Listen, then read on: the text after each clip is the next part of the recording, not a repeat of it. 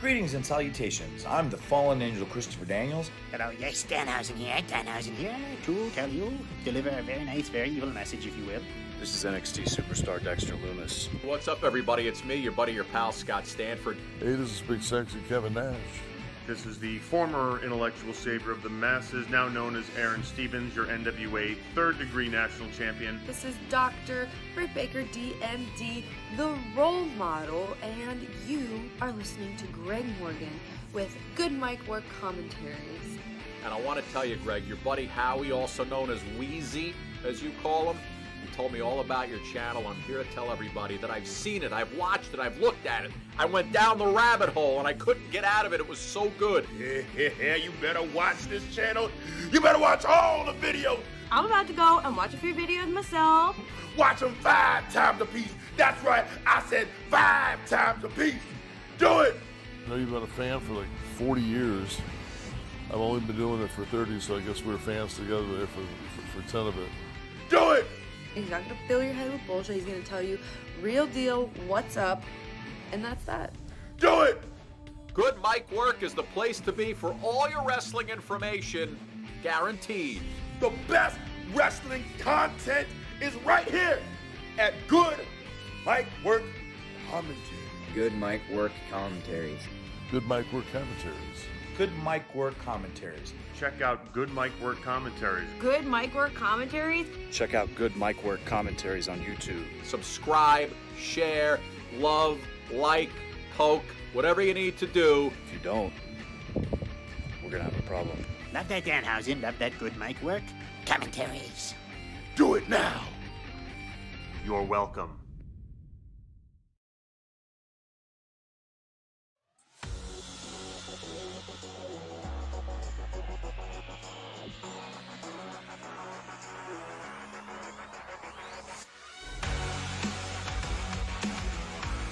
We've got a brand new WWE champion. We talked about this all weekend. We had a feeling that WWE would do this again for, I believe, the third time in the last 4 years, switching the WWE title right before Survivor Series. The main event just went off on Monday Night Raw, and Drew McIntyre just simply beat Randy Orton clean right in the middle of the ring with a Claymore. With no crazy outside interference, no appearance by The Fiend, no Miz cash-in, nothing like that. Straight up match and a winner. So we're going to talk a lot about that tonight, why they did this, why they made this change or the switch. Was this the plan all along, or did WWE have a change of heart and wanted to go back and to their original plan? I don't know. Randy Orton held the title for, 3 or 4 weeks, maybe even less. So very short run for him for some reason, and I don't know. I don't know what the reasonings are for it, but now we are set for Roman Reigns and Drew McIntyre at Survivor Series, when we kind of got the impression that WWE might be saving that for a bigger pay-per-view down the road. But we'll get all of your opinions on that tonight, whether you think this was a good move, you like it, you don't like it. Were you hoping to wait on McIntyre and Roman, or are you happy with this result? And like we said yesterday in the Winged Eagle podcast, the special Sunday edition, I said after what we saw on Friday, he looked like a guy that was going to win the WWE title to me, especially the fact that he was on SmackDown teasing everything and building everything with Roman Reigns. Felt like they were looking ahead a little bit. And then tonight, even when he came out with a very WrestleMania-like entrance for McIntyre, he looked like a guy that was about to be champion. So I am not really that surprised with the result. And I suppose it's good. I mean, we got a WWE title change on Monday Night Raw, a show that has been struggling to keep our attention. Last week, I slept through half of it. Ratings have been in the shitter. So, maybe the point of giving Randy Orton the title was to create this big moment on Raw. I don't know. Either way, it was kind of refreshing to see that, they gave this match 35 minutes. I think it went on 25 past the second hours when the match started. We had several commercial breaks and even had Adam Pearce coming out and changing the rules a little bit during the match. But in the end, we got a decisive finish, which sometimes doesn't always happen in matches like this. We've seen time and time again where they've pulled dumb finishes out of their ass, or they've done disqualifications or whatever. It was kind of refreshing just to see this match go off without a hitch. I was happy with it. So let me know, yay or nay, against it, for it, whatever. I can be heard, right? All right, we're looking good. All right, just making sure everything's good here on that front. Let me get my notes pulled up here, say hi to everybody in the chat, and then we'll start going through the results here of Raw shortly. And get all of your opinions on it. I put up a Twitter poll today, by the way, asking you guys who was going to walk out of Raw as WWE Champion, Randy Orton, Drew McIntyre, and I even threw The Miz in as a third option because technically he could cash in, even though I would have hated that because Miz and Roman, who really wants to see that? And does WWE really want to see their WWE title squashed by the Universal title? So I thought a Miz cash-in was unlikely, but many people thought that was a possibility tonight, and I believe in the Twitter poll it was like, it's even. It's like 33% each. I don't think anybody could really pick a winner here tonight, so curious to know if you guys were surprised or not in terms of the result. Other than that, we didn't get a ton of wrestling. I think there's only maybe 5 matches on this whole show. A lot of in-between stuff, a lot of backstage segments, and a couple of these matches like the tag team title match and the main event were given a lot of time. So there's not a whole ton of results to go through here. And for a go-home show, at least we had something major happen on it. JJ Leg, how are you doing, man? Marty Can, you think it was a good show? Yeah, I was far more entertained this week than I was last week, and we had some pretty damn good wrestling on the show as well. I think it started a little slow. The promo at the beginning I thought was kind of pointless, but it picked up, and most of the action in the ring was pretty solid for the most part, especially that tag match, which was awesome. How good is Alexa? How good is Alexa and Bray together? My God, Alexa was born to play this role. She was fantastic tonight, so we'll be talking a lot about her as well. The newly engaged Alexa Bliss, by the way. Before we jump into things here too deep, let me just bust out a couple of these super dupers rolling in. One from Chris Ludecki. Good to see you, man. Thanks for the 5. This title change kind of felt like Roman being Sheamus in 2015, only after he only held it for a few weeks after Survivor Series. That's right. Yeah, because they did the Sheamus swerve, I believe, at Survivor Series, or not the Sheamus swerve, but the Sheamus cash-in, right? At Survivor Series, and then they put the title on Roman right after that. I know nobody was really a big fan of Roman Reigns. He beat, wasn't that the tournament, right? He beat Dean Ambrose in the final, won the title, and then Sheamus cashed in. And then I think WWE, even though the fans were not feeling Roman and kind of rejecting Roman, I don't think really anybody thought that Sheamus was a better option. Didn't feel like anybody was a fan of him either.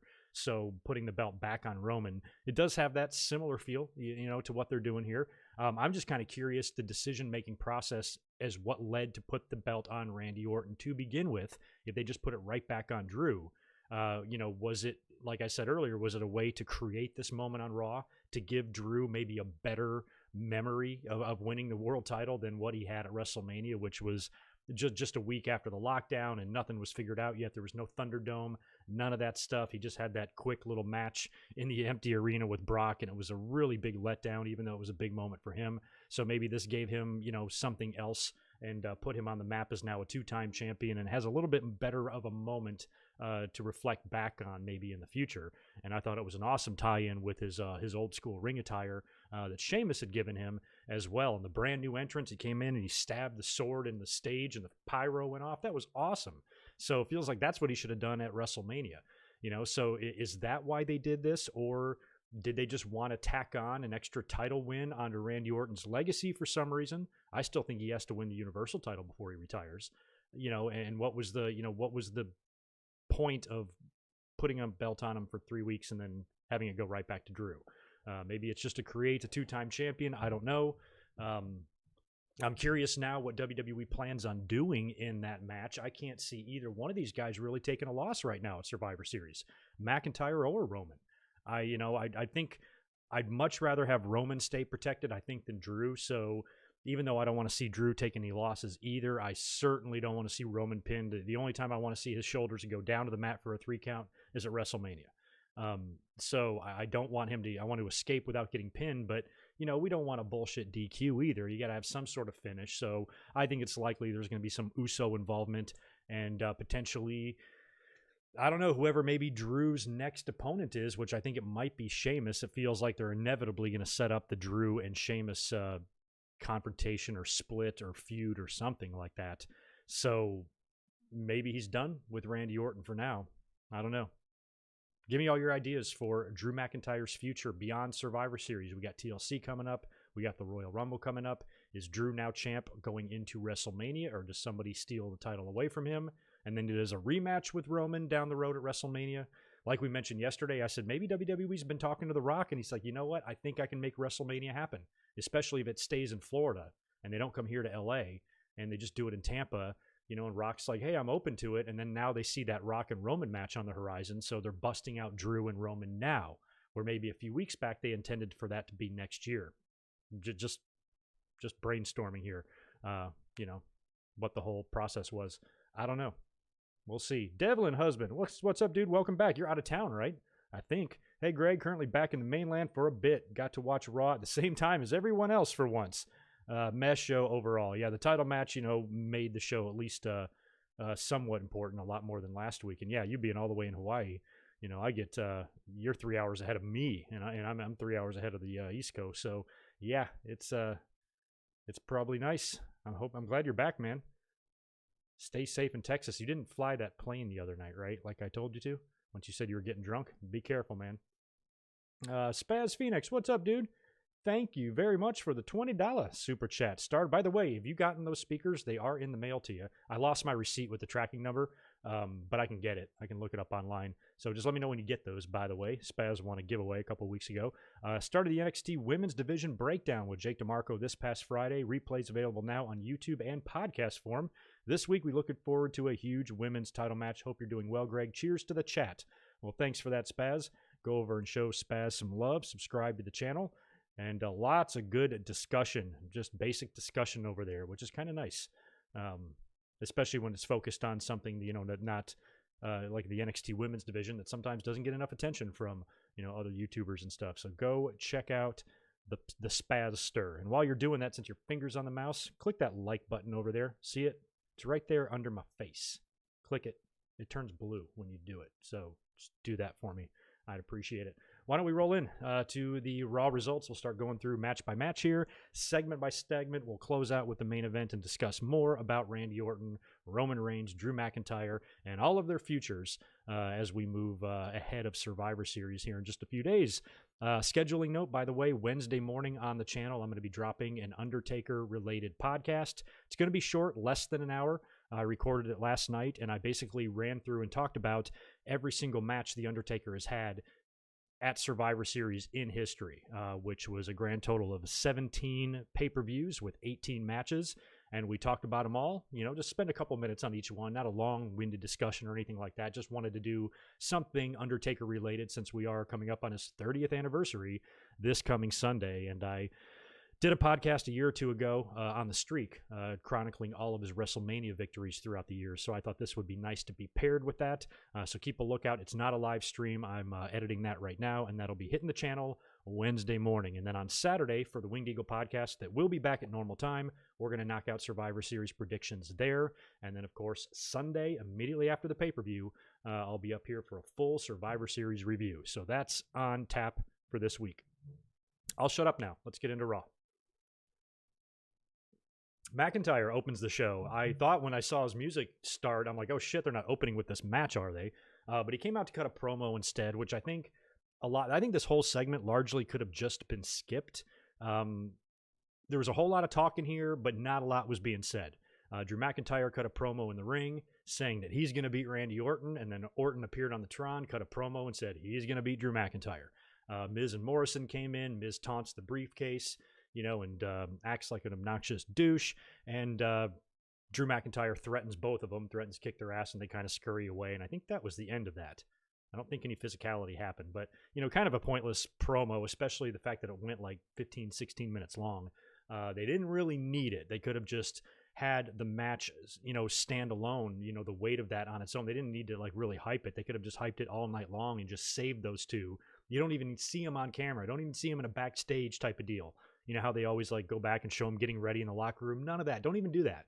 Just have them come out for the match. You know, just make it really feel like a, you know, like a big match feel. I thought this whole segment could have been, you know, basically skipped, and I didn't pay much attention to it. Our first match of the night was a 6-woman tag. We had tag team champions Nia Jax and Shayna Baszler teaming up with a very powerful Lana.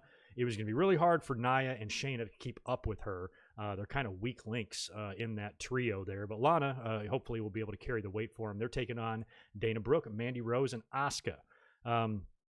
Lana, in a very rare mistake for a veteran, somebody as seasoned as her, Shayna has got the clutch on Asuka, and she blind tags herself in Lana just tags herself in for some reason, which is, odd to see because, she's a very, very accomplished tag team wrestler, which is an amazing resume of accomplishments. She should understand that her partner has got the match well in hand. Very rare mistake. I'll cut her some slack because she is so perfect in every way that you'll kind of let this one slide, but it kind of screwed the team up because Shayna, has got Asuka locked in, but the match can't end there because Shayna's not legal. Lana was, and in the dissension in the trio of the team there, another rookie mistake that Lana has to worry about her two inferior partners. With all the arguing, Lana gets caught and taps out, and Asuka taps her out for the major upset loss by Lana, Shayna Baszler, and Nia Jax there. Unfortunately, Shayna and Nia are none too pleased, and they trick Lana, which I think is rude. They trick her into thinking that all is well. You've earned our respect. You're on the Raw team. And then, Lana's like, okay, good. They wised up because if they would have said otherwise, I would have had to whip both their asses. And the fact that they came around and accepted me, that's what we needed. And as soon as Lana's back is turned, the chicken shit heels, Nia Jax and Shayna attack her and put her through the table like the cowards they are. So the only way they can rid themselves of Lana, who's at this point pretty much being booked as the female Brock Lesnar, is to put her through tables week after week until they kill her, but she can't be killed. She keeps coming back. So I'd say that this Sunday at Survivor Series, they better watch it because Lana's going to be in there in total with 9 other women, and she's likely to go completely postal and whip all their asses. They better be careful come Sunday. Beware, ladies. Lana is pissed. After that, we had a Firefly Funhouse segment. This was awesome. Again, I can't say enough great things about Alexa Bliss. I think she just fits into this role perfectly like a glove, and she's acting all crazy in the Funhouse. Bray winds up challenging The Miz for later on in the night. He's like, why don't you meet me in the ring, or whatever he says, and then he goes on to do a bunch of karate moves where he's killing the dinosaur and Ramblin' Rabbit. There's then a spelling bee, and Alexa asks him to spell jackass, and he does this really creepy, awesome, like close-up laugh of his like sweaty, crazy-looking face, red face. Looked great. That was hilarious. So that set up Miz and Bray Wyatt later on in the night, which I loved because I wanted to see more of Bray and Alexa tonight, and we would. After that, we had a tag team title match. This one was also announced earlier on in the week, or I think last week, when the New Day agreed to take out Retribution, and they want to be paid in gold, so they're going to be getting title matches here. I was really torn here because I really want to see the Hurt Business win the tag team title and add more gold, because the way they dress, gold just fits those guys, but it doesn't necessarily have to happen here tonight. It could happen in another, next week or at the next pay-per-view or something like that. I still hope they win the titles, but in terms of tonight, I didn't want them to win the titles because I kind of want to see New Day and Street Profits. I know it's a babyface match and all of that. I just think like the athleticism there is too good for it to not potentially be a show-stealing match.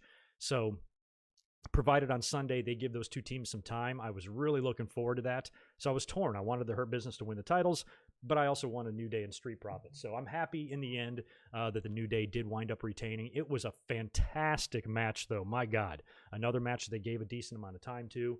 And easily, I think, probably the best match on the show tonight.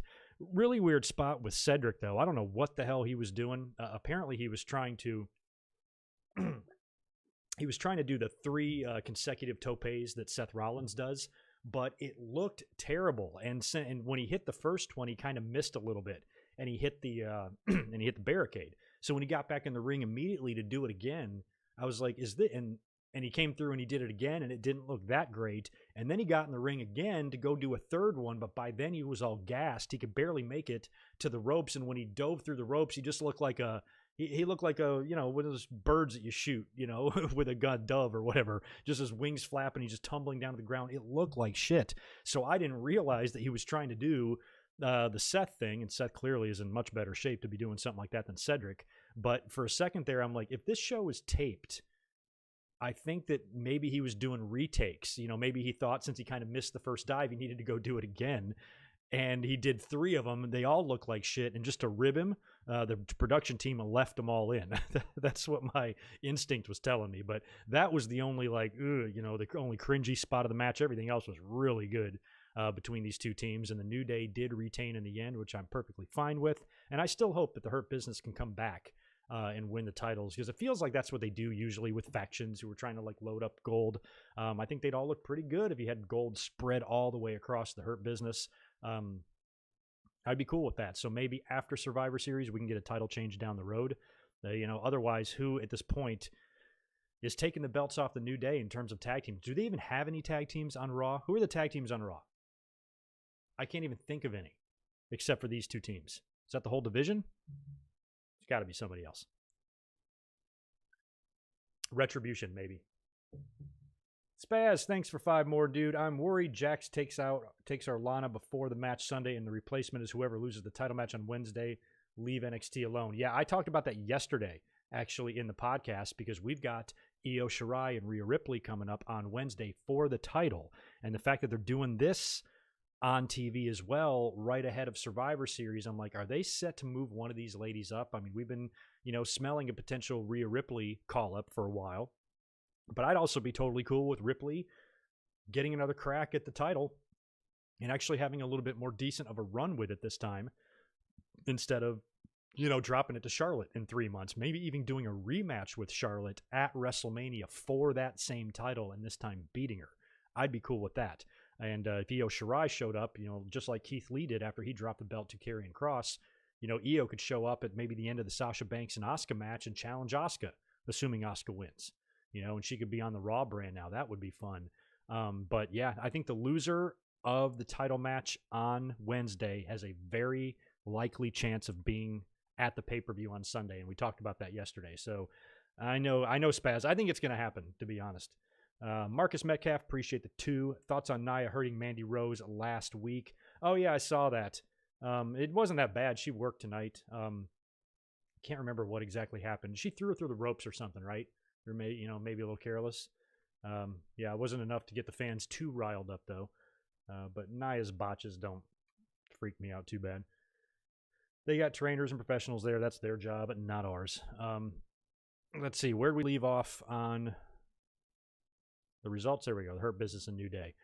We then go to Drew McIntyre and Sheamus backstage. Now, they've been really playing up their friendship and their history a lot lately on TV in the next few weeks, which it feels like they're telegraphing this a lot, because we got a heel and a babyface here being friends, which I think is awesome that can actually be a thing, and WWE isn't worried about, it's a good guy and a bad guy or whatever the fuck. So I'm glad that they're doing that, but it's almost like you can see that WWE is going to probably wind up rushing this, especially if after Survivor Series, Drew's got no real opponent lying in front of him if Randy Orton doesn't get like another title match. And, they might hotshot this thing and have Sheamus turn, and then you do Drew and Sheamus for a couple of matches. I'd kind of rather them wait on this and like maybe, keep building on that relationship and that friendship on TV and see where it goes, because it gets positive reviews from all of the fans. Everybody kind of likes the fact that they're playing up their history there. So this time, this confused me and baffled me a little bit at first, because I didn't understand really the significance or what the fuck was going on. But Drew is standing there. Sheamus approaches him, and he's like, "Hey, I got a present for you," and he unveils this storage trunk. And Drew seems to recognize it. He's like, "Is that what I think it is?" And he opens it up, and he's like, "I never thought I'd see this stuff again." And it's like his old ring gear that he wore, like the blue kilt and the leather thing or whatever. That's all in there. But I don't know why he thought he would never see it again. Like, where was it? Maybe I missed that part of the story. I didn't know his old ring gear was missing. And then he turns around, and Sheamus is like, "I'm not done. Here's your sword. It belonged to your ancestors, and I found it." So I missed all of this. I didn't know that Drew was missing a sword. I didn't know that he was missing ring gear. I don't understand any of this shit. So he gave him all that, and Drew seemed very happy and very taken back by it, very emotional by it. And Sheamus did a cool thing there. He hooked up his bro. So, and we would see that he would wear that ring attire as he came out for his entrance in the main event. So I didn't know that Drew lost his sword. I know if I lost my sword, I'd be pissed. And if one of my friends found it, I'd be extremely grateful. So if I ever lose a sword, I'll let y'all know so you can go looking for it. Spaz, thanks for 5 more. Did you see Nia's thoughts on COVID? I don't know why she's giving medical advice when she's put more people in the ICU than a corona. I did not see Nia's thoughts on COVID, and to be honest, I don't give a shit what Nia's thoughts on COVID. Yeah, I don't care what any fucking civilian, no matter what side of the fence you're on, I don't care what you say about COVID. I only care about the doctors and the scientists that know about this shit. That's it. So whatever Nia said, I'm sure it was stupid. But I'm also positive that there's more stupid shit than that out there. Yeah, Randy Orton might interfere at Survivor Series. He's now not booked. Neither is The Fiend. So I think they could make their presence known either in that main event. And that's why I think there's a possibility there for WWE to book the Roman and Drew match in a way where we don't get a winner, but we also don't get a disappointed audience. And that's going to be really tough to pull off. But if they make it really fun and they get Randy Orton's out there and they get Alexa Bliss standing in the middle of the ring dancing around, you get a Fiend appearance, you do all sorts of crazy, wacky shit and just make it a wild roller coaster ride, I can be cool if they have to schmaz it out. But aside from that, that's going to be difficult to pull off, because anything aside from an actual finish here is probably going to upset the vast majority of the audience, especially on social media and stuff. So we'll see how they do it. But I want them to be careful too, because I certainly don't want to see Roman pinned. He's the greatest. After that backstage interaction, we had an 8-man tag. This was a little tune-up for Team Raw as they're taking out a bunch of jobbers in Retribution. So we got Riddle, Keith Lee, Braun Strowman, and Sheamus taking on Retribution.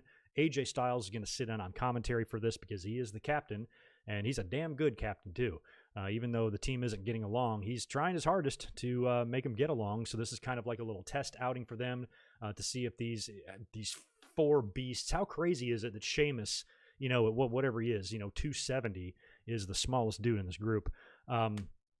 Match goes on for a bit. Of course, the team starts having problems. You saw this coming a mile away. A lot of pushing and shoving going on between Lee and Strowman and Sheamus, and Matt Riddle in the confusion winds up getting caught and getting pinned by Retribution. Retribution capitalizes, got the win there. AJ's pissed. Raw team is pushing and shoving and all that stuff. I still think the Raw team is going to come out victorious on Sunday. They seem too strong for what SmackDown has, and because they're focusing so much on the dissension, I think it would be cool if they came together cohesively on Sunday and actually, were quite dominant. And then after that, they can implode again if they want. But I feel like Raw team's probably they're going to win, especially if you're going to have your Universal Champion most likely going over Drew, although I could be wrong there. I just feel like Roman ain't going to be looking anything but strong on Sunday. So that's going to be a big win for SmackDown. So maybe that's why I think the Raw team will get the victory in that head-to-head battle. I also think Asuka will beat Sasha. We go backstage, and Nikki Cross is approached by the girl, Misty Carmichael, and she says that she needs to talk to Lexi, and she's worried about Lexi, and she doesn't care what it takes, that she's got to get her away from the Fiend because she doesn't like what it's doing to her, and blah, blah, blah. Same interviewer then immediately sees Jeff Hardy as Nikki Cross walks away. Jeff is pulling down flyers off of the wall that's apparently put up by Elias. It says call 1-800-AMEN to look for the person that injured him with the automobile. And Jeff's pissed because he's like, I know this is Elias and he thinks I did it. And I don't know how many times I got to tell him. So he storms off. I think we go to commercial. We come back.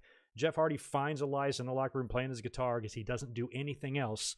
And he gets in his face. And what was weird about this is he's told Elias, he's like, I told you I didn't do this. And Elias is like, chill, bro, or whatever. And then Hardy just grabs him and shoves him up against the wall and grabs a hold of his beard. And he's and basically threatens him, which is just strange because Elias is 15 years younger than Jeff and bigger and stronger. He could have just broke Jeff in half if he wanted to. So I laughed that Jeff, really kind of had him up against the wall when all Elias had to do was push with his hand, and Jeff Hardy would be not on his face anymore, which is interesting. So it seems like this, honestly boring rivalry here between these two is not over, and we'll get some more bullshit between them in upcoming weeks. Miz and Morrison come out next. The Miz is up for his match against The Fiend. He comes out with Morrison.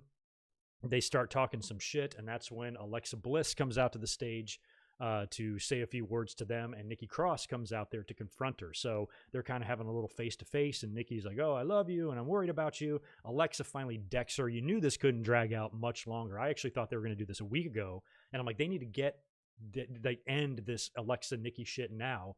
to really focus Alexa in the Funhouse and her pairing with Bray Wyatt and all of that. So Nikki comes out to the stage. They're arguing back and forth. Alexa decks her. They start brawling on the ramp, and that's when the security and officials come out to kind of pull them apart.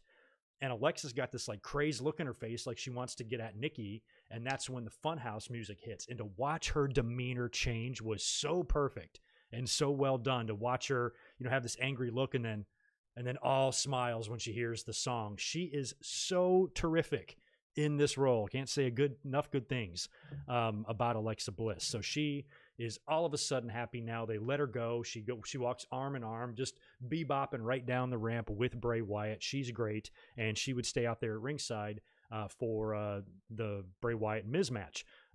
Morrison, this was a great spot too during the match. Morrison tries to interfere, but he gets spooked by not only Bray but Alexa too. I think he grabs onto Bray or something like that, and he just kind of looks over, kind of like Undertaker-like, and just stares a hole right through Morrison.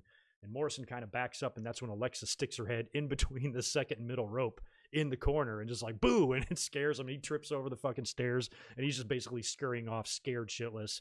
Bray Wyatt winds up hitting the Sister Abigail on the Miz for the win. And after the match, Alexa hops up on the barricade and just starts walking like a balancing beam just all the way around the beam, hops down, and just prances off with Bray Wyatt again. I cannot believe how good she's doing in this role. Holy shit, has she been reborn? I think it's great. I'm curious if, this is going to make her a potential contender for Asuka at some point. And, maybe she takes the title off of her and they hold it hostage in the Firefly Funhouse. It might be fun. I don't know. All I know is I'm loving the pairing between Fiend and Alexa Bliss. And knowing WWE, once they find something that's this awesome, they fuck it up. So we should enjoy it while it lasts, because it's only a matter of time before they get stupid. After that, we get an interview backstage with Adam Pearce. He confirms that Mandy Rose and Dana Brooke are both ruled out of the Survivor Series match. Now, earlier on in that 6-woman tag, of all those jobbers and Lana, Mandy Rose got injured by her own partner, Shayna Baszler, who I think stomped on her arm or something like that and hurt her arm. So that's knocked her out of Survivor Series. And then backstage, Reckoning attacked Dana Brooke and put her out. So we've got two missing pieces here on the Raw team. And, to bring up Spaz's point, that was the first thing that made me think about maybe Rhea Ripley and Io Shirai. I'm like, oh man, there must be a reason that they're knocking out these two women out of the Survivor Series match. There's got to be a bigger reason for that.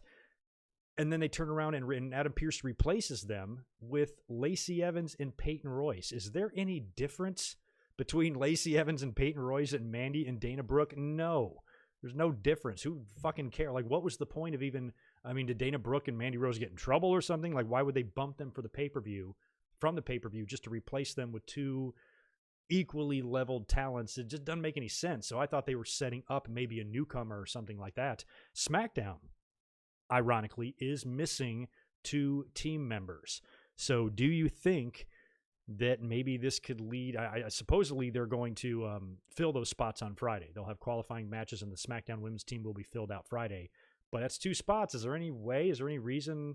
It would be stupid, but would there be any reason that Mandy and Dana could jump over there and join SmackDown, and would put Mandy back with Otis? So unless they're doing that, I don't understand what the point of knocking them out was. You guys can fill me in if you know anything that I don't there. But it seemed like an odd replacement that just didn't make no sense to me. Anyway, and by the way, who's Angel Garza talking to? I don't even listen to those promos, but the past couple of weeks he's got a little backstage promo where he's offering a rose to somebody. Is he chasing after a woman? Is he alluding to somebody? Is this going to be a newcomer? Is this somebody that he's going to bring in, or is it a current member of the women's roster that he's trying to seduce or something? What's happening there? And give me your ideas, because I, number 1, don't know. Number 2, don't care. Backstage, Nia Jax is talking to Shayna. She asked her why she had to hurt Dana so much, and Shayna's like, I don't give a shit or whatever. Lacey Evans and Peyton Royce come in and basically say, y'all better not mess with us or whatever. So that was stupid and pointless. And that's all we had, aside from the main event. They went right to that, and like I said, it was about 25 past the hour that Drew McIntyre's music hits, and he began making his way to the ring. He came out, and we had a feeling when Sheamus gave him that this is what he would do. He came out in that old blue kilt, You know, he had the old ring attire on, and he had his sword. Thank God, found that sword. And he comes out and just an awesome entrance, had a very WrestleMania-like feel. I actually think he should have done this at WrestleMania 36, and he took the big sword and he stabbed it right into the stage, and when he did that, the pyro went off. I'm hoping that that's like his normal entrance now going forward, and this is what he goes with, because I think it's awesome. So that all looked great. Randy Orton comes out to the ring. They do the big introduction in the ring, and they start the match. Now, about, 5 minutes in, Drew's working Randy Orton over pretty good. Randy actually hops out of the ring, grabs the belt, tries to leave. He's cut off by Adam Pearce on the stage, who just says, you ain't doing that. We're going to have a winner. This match is now no DQ, no disqualification. There will be a winner by pinfall or submission. That's it. We go to commercial and come back, and now Randy Orton and Drew McIntyre can have a brawl. Everything's legal. Randy Orton immediately introduces a chair. They got tables out there, and they're just kicking the shit out of each other for the next 20 minutes. There's a table set up on the floor. Randy Orton's on the apron. Drew McIntyre gets a little bit of revenge from Hell in a Cell by knocking Randy Orton off the apron. He takes the table bump onto the floor. They get in the ring. Randy hits him with the DDT on the middle ropes type of thing. Exchange a couple of moves. In the end, after 3 failed Claymore attempts throughout the match, Drew McIntyre connects perfectly on the 4th one, right in the middle of the ring, and nowhere for Randy Orton to go. No kick out, no nothing. Finish was protected, and Randy Orton goes down. Drew McIntyre wins his 2nd WWE title in a much more memorable match than the one with Brock. And I mean, just say, for example, he does go to Survivor Series on Sunday and does beat Roman Reigns. It's a hell of a year for him. You know, knocking off Brock Lesnar and Randy Orton and Roman Reigns all in really, really high-profile matches throughout the year and winning the Royal Rumble. It's a pretty solid fucking year, man, for Drew McIntyre. But we'll have to see what they do. I kind of like that they just added a little bit of spice to him. They just spiced him up a little bit, spiced up his look a little bit. I think that stuff looks good on him. I'm loving the new entrance. I think the presentation now is a little bit better with him because, I don't know, some people felt like he was getting stale and, you know, he never even main evented a pay-per-view during his run as champion. And now he's champion again. So good for him. I'm happy for McIntyre. A lot of people had ideas of what they were going to do with him now that he wasn't champion anymore. Some of them included winning the Royal Rumble for the 2nd year in a row and then challenging Roman for the title at WrestleMania. And they could still do a rematch between the two if they wanted at WrestleMania, but my instinct tells me that's not what they'll do. Roman and Drew might be it here, until sometime mid-next year. Oh, yeah, Matt. Oh, that's right, Marcus. That's a good call there. Bayley and Natalya will be the members on SmackDown. Natalya makes sense because she's been working so hard to get on the team and she keeps failing at it. And she's such an idiot. She thinks she should just be automatically on the team. And Pierce is like, hell no, you got to go out there and earn it. And she can't do it. So it feels like she will sneak on at last minute type of thing. And yeah, Bayley's got to be on the show. How can you not have Bayley on Survivor Series? That's just insanity. Surprised Sasha hasn't lost the belt yet. I'm not. I think they're going to keep it on her this time. I think Sasha should run with it for a little while. A little bit longer than she is anyway. JJ Leg, that's actually funny watching if AJ gets eliminated first at Survivor Series. That would be, because, I mean, he is the self-appointed captain. He's not the real captain, so that would be pretty funny. I think back in the day, like 1988, when Hogan was the captain of the team, or 87 when he was the captain, he was the first one eliminated. How weird that would have been. And unlikely.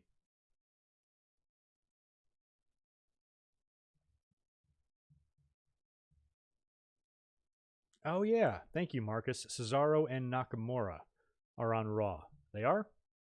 I guess they are. I forgot. But yeah, that's a tag team. So yeah, I mean, but other than that, there doesn't feel like there's a whole lot of contenders out there. They broke everybody up.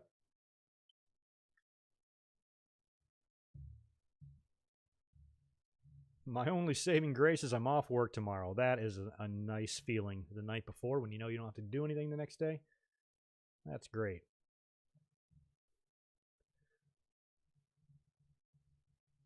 Bayley will attack Bianca in the match. Could be. Bianca's on the team, right? I don't even know who's on the team. Bianca and Liv and somebody else for SmackDown.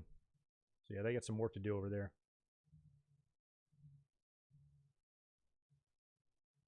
Yeah, Mike, we talked a lot about that. Saving Drew and Roman for Mania was what we thought they were originally going to do. But I speculated, and this is speculation, I don't know shit.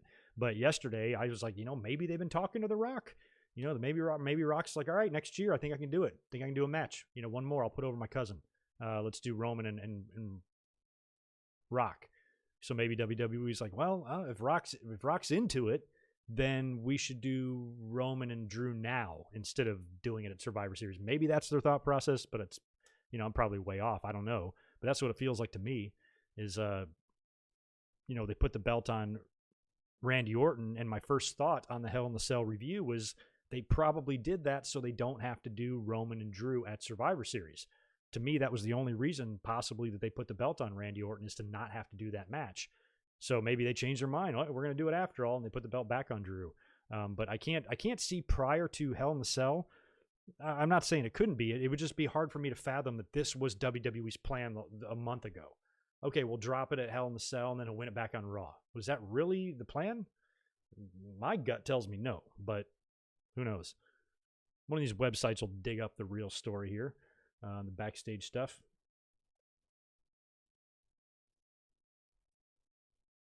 Barry, thanks for the $5. Just posted Bailey's Instagram workout vids on my YouTube.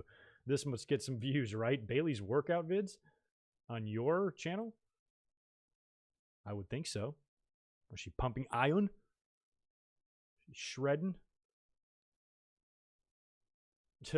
Drew should have used the sword and just killed Randy. That's a no DQ, right? Yeah, it does. Yeah, but it's a no DQ, but I'm not sure if it's a no murder match. They tried this once, Berserker with The Undertaker back in, I don't know what year this would have been, 92 or something. And John Nord, they gave him the big ass sword to come to the ring with and shit. And then he starts fighting with The Undertaker for some reason. I think it was a run-in. And he gets The Undertaker down and he goes to stab him when Undertaker moves and he stabs the sword right into the mat. It was attempted murder. Berserker never went to jail or anything. Mountie went to jail just for losing a match. Berserker tried to kill somebody and he's walking the streets. A crazy universe.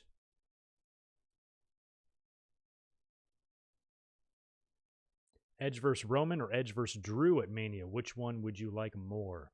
Oh, I don't know. Probably Edge and Drew, I think. I don't know if either one will happen at Mania. I can kind of see Edge winning the title, but I almost don't think I see Edge winning the title at WrestleMania. Again, I could be totally wrong. But I think of like Goldberg coming back, Rock coming back, Hogan coming back. None of those guys won the titles at WrestleMania. They won them on smaller pay-per-views. And then we got the nostalgia run, and WrestleMania should be used to pass the belt off. If I'm giving Edge the title, assuming he's healthy, which there's no guarantee he will be, probably not. If I'm giving the Edge the title at all, I'm giving it to him at the Royal Rumble, just like I did with The Rock, and have him drop it at Mania. Or give it to him right after WrestleMania, like they did with Hogan, and then have him drop it in June at Money in the Bank, or something like that, I think is what I would do if I'm putting the title on Edge. Because when you put the title on a 46-year-old guy, he can't have a 9-month run, I guess unless you're Brock. I think it's going to have to be kind of a short one for him. So I'm all on board with the nostalgia run for Edge. I really hope it happens. I think it would be great for him if he could win the title before he, officially hangs up his boots and win it one last time. But I don't think it's going to be any sort of a long run, and I wouldn't do it at WrestleMania. I'd use WrestleMania to put belts on current roster members.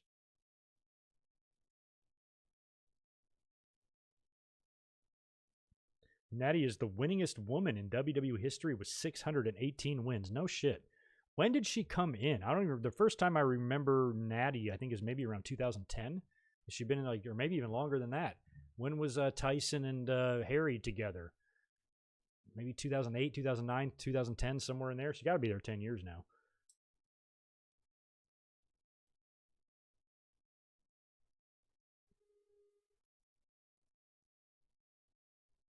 Yeah, I'm really hoping Edge is coming back and he's going to get back on track soon. I don't know the latest. He's been providing some updates sometimes on his social media, and he's definitely up and moving around and mobile, and he's getting a lot of reps in and stuff, so he can definitely move. I just think it's a matter of him being, completely healed. and getting cleared from the doctors. But he'll be back in the nick of time because, the beginning time of year is usually the most exciting in wrestling. And, Royal Rumble and WrestleMania time should be a hoot, and that's when he'll be back. Usually this time of year is not my favorite time of year. Survivor Series in December. I've always advocated and pitched an idea of having an all December off season, just 1 month a year. Work them to the bone 11 months a year and give them the entire month of December off.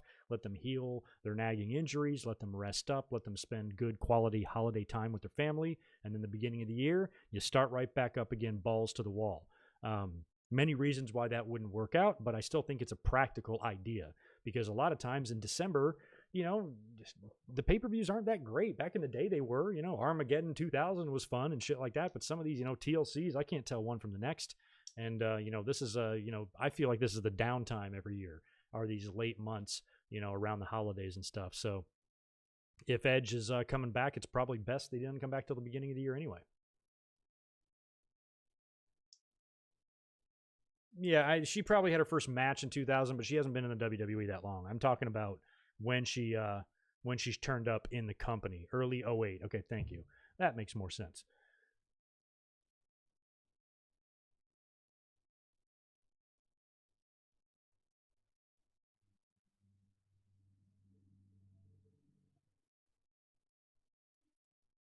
Maybe. I think things should definitely be on the line at Survivor Series, and they're not, which is annoying. But Transferring Heat podcast says if WWE would add stipulation to the multi-man / women's matches, do you think they could add a winning team?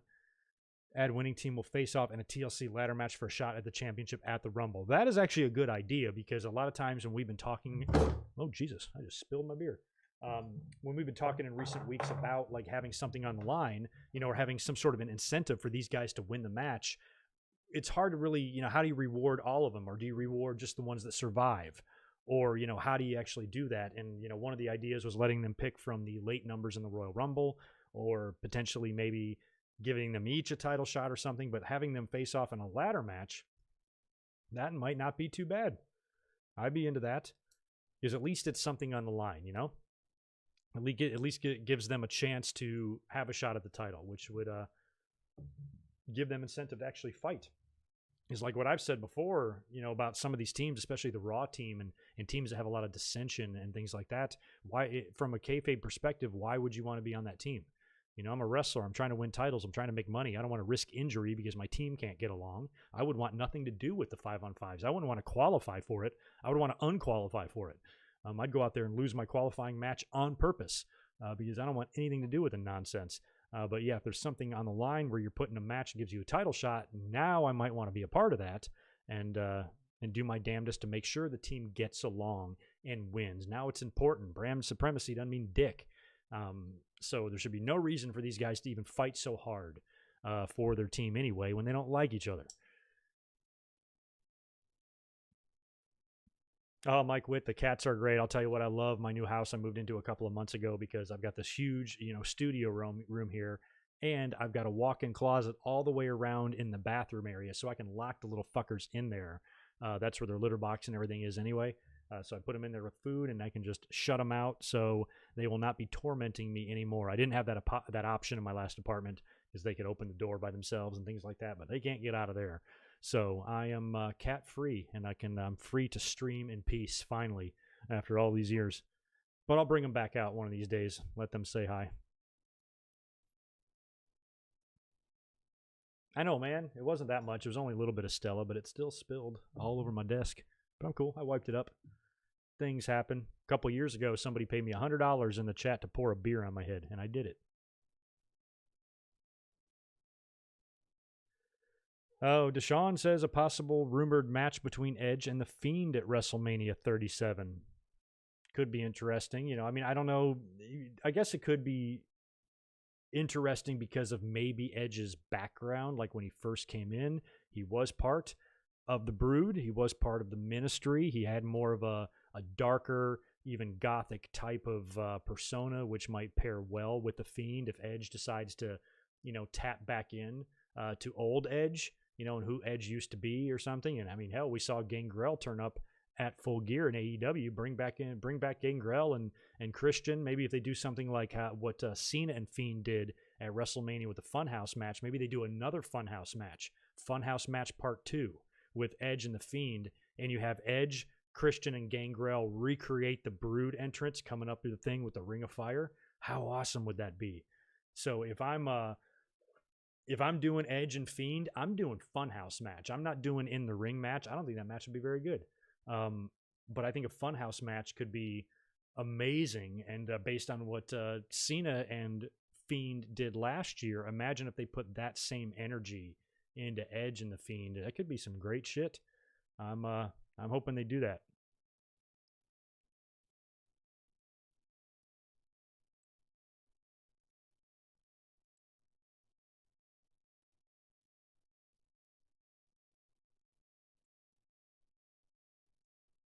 Natty has been boring our screens since April 4th, 2008. We got an exact date on that. Holy shit. So this coming April will be 13 years in the company for her. That's crazy. Yeah, I always thought if Edge was going to have any sort of a match at WrestleMania, I thought it was going to be Randy Orton, because they've been talking about that ever since Edge first got hurt, or maybe even before Edge got hurt. They were saying that maybe this thing could be stretched all the way till next year. So depends on if they change their mind on that or not, or if that's still the plan going forward. We don't know. But I would love to see either one of those scenarios, maybe something different. They did a cinematic deal last year for Randy Orton and Edge. So maybe I'd stay away from that this time around and do something else. But I don't know. When I just threw out that idea, or when the gentleman had the idea about the Fiend and Edge, when I thought about the possibility of a Funhouse match and what you could do tying in stuff with the Brood and, flashbacks and things like that, it could be, and see Edge maybe don some of his old gear from like 1998, the black trench coat and the glasses, and have that old music. I don't know. I think it could be fun. Kind of the way John Cena came out in his old, his old jobber entrance and his jobber gear during the Funhouse match. And it feels like that match was such a success, they should follow up with it. Especially since we're not going to be out of the COVID woods next year. In terms of the pandemic. So when WrestleMania comes around, fans or no fans, I still think they're going to have to get a little bit creative with being able to fill a show and deal with the circumstances of the pandemic. So I think, a second one could not only be likely, it could be awesome. So I kind of vote for part 2 on that.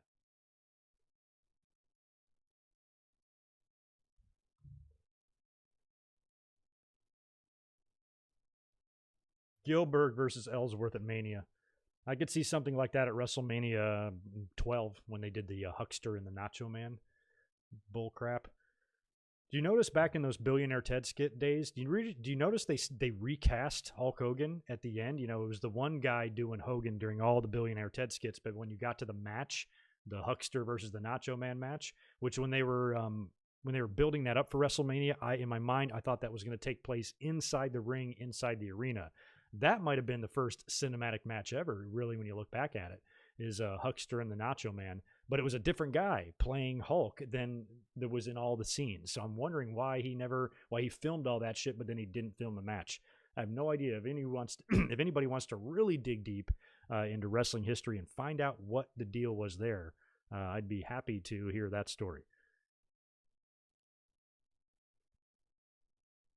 Paul Roman, I don't think you're supposed to call him that anymore. I don't know. WWE, they were prominent in the 80s. And I'll never forget WrestleMania 3 with Hillbilly and Little Beaver and Haiti Kid. And then I think WWE brought them in when I remember I laughed so hard in like 97 because I feel like WWE missed the boat. They were late to the party on the cruiserweights. WCW scooped them all up.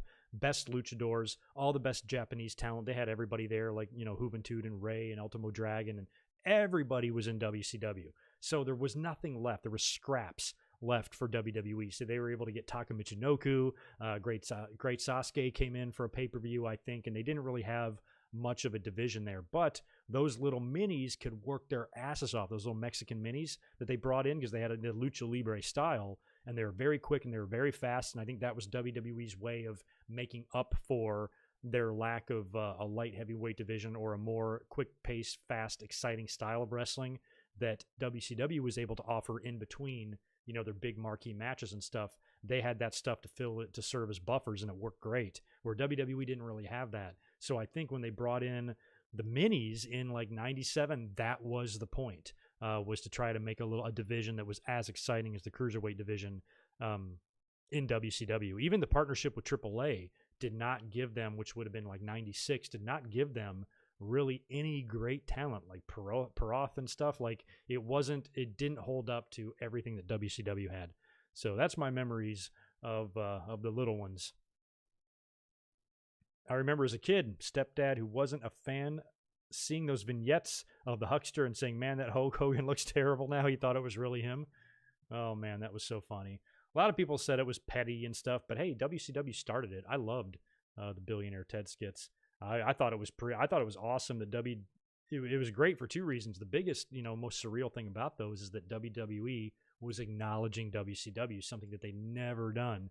And even when WCW was messing with them, they still pretended they didn't exist. So just by having that Ted Turner character come in, doing the Billionaire Ted skits, doing the thing at the Slammies, doing the thing at WrestleMania, that said that, hey, we see you over there, we see you, and we ain't scared of you type of thing. But hell, right after the Billionaire Ted skits, Hall and Nash jumped ship, and balance of power got even worse for WWE.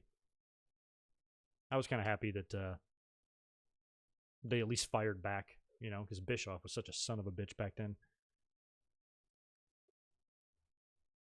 Seth versus Punk at Mania is your dream match. I thought it was going to happen there when Punk came back to that Fox show. It looked like they were potentially teasing a showdown in one day, but I don't know. I think Punk has gone on record to say he demands $20 million or something like that for a match. So good for him. See if anybody's dumb enough to pay it. So somebody better come up with the money or he ain't wrestling.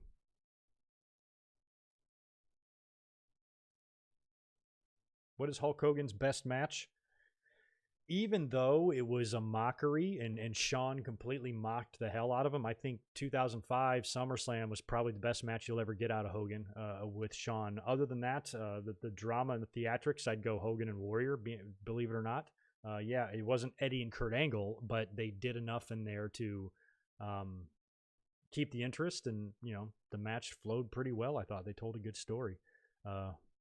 Hogan Rock wasn't very good, but again, the fans made it good. So I don't know how you classify that. The greatest Hulk Hogan match, just encompassing everything, or just judging the match like inside the ring. Probably that one with Shawn, or maybe one of his matches in Japan. He had a hell of a match over there back in like 1990 with Stan Hansen. He worked a lot of great tags over there as well, and could turn it on a little bit more. He had a great rematch, actually, with the Iron Sheik that got really, really bloody after he won the title in 84. They wrestled again a couple of months for the title in a rematch. And I remember the Sheik removed his boot. It has that little curved hook on it, and bloodied up Hogan's face with it. And it was a much better match than the one where Hogan won the title. A couple of his matches with Paul Orndorff were really good, or good for Hogan standards, I should say, in the ring. But I don't know. That's a question for all you guys. What do y'all think is the best Hogan match? Good mic work versus James Ellsworth at WrestleMania. What did I ever do to you, Mike, that you would put me in the ring with somebody that completely kill me? This guy's 3 times my size. He's definitely more handsome.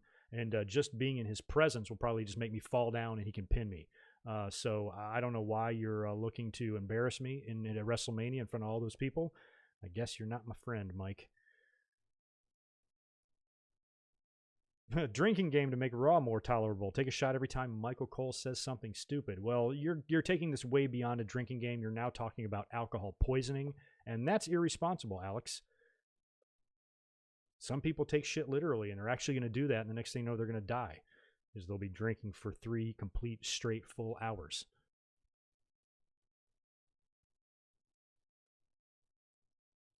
Yeah, a lot of people had that view, Barry, that the WCW parody was just kind of sad, and it was a sad attempt to make fun of them. Just put on a better show to beat them. Yeah, I can see that point. From a fan, from my perspective, who lived through it, I would probably, I'm somewhat agree with that take, because I do agree, looking back, it did kind of look kind of petty. But that was a retaliation. It's not like they were going out of their way to make fun of them for no reason. WCW was poking the bear type of thing, and this was their way of firing back a little bit, and it would take time to make the show better. You know, that was a gradual turn that took Scott Hall and Kevin Nash going over there first to really spark WWE into going in their direction. So it wasn't really something they could do overnight. That was kind of like a quick fix just to kind of fire back and say, we're not going to roll over and just play dead for you and let you mess with us and make fun of us on your TV show. You know, they're going to have to retaliate. So I understand why they did it, but it did make them look a little bit petty, especially, you know, when they're calling people, you know, Randy Savage at the time was the same age that I am now, and they're calling him a dinosaur and a washed-up has-been and stuff. And I'm like, man, I'm still young. The fuck? So, you know, especially, and they would look, and they would be proven years later when they would bring back in Hogan. What was it? 10 years? Maybe not 10. They brought him back in about 5 years after the parodies that were calling him as such a dinosaur. They brought him in 5 years older than being the dinosaur and still gave him the world title. So how does that make them look? That the fact that Mean Gene, Savage didn't come back, but Mean Gene and Hogan both came back in and were featured, you know, a lot after being made fun of in the Billionaire Ted skits. Jan Michael, what happened on Raw this week? You just got off from work. Holy shit, you missed a doozy. The Miz cashed in the Money in the Bank briefcase on Asuka, hit her with the skull-crushing finale, and is your new Raw Women's Champion. And CM Punk came back. And that's about it.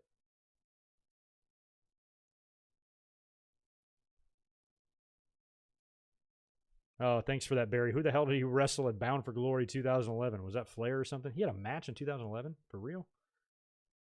I reviewed Bound for Glory 2010 for you, didn't I? What happened a year later? I have no idea.